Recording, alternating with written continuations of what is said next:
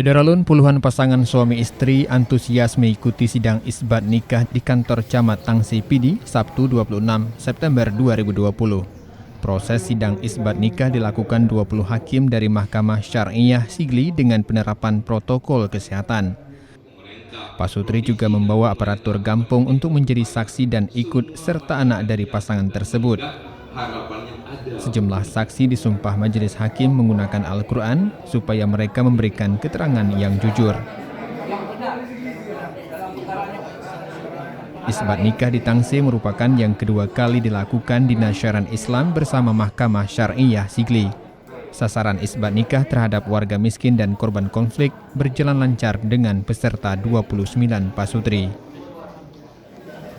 Dari Sigli, Muhammad Nazar, Serambi On TV.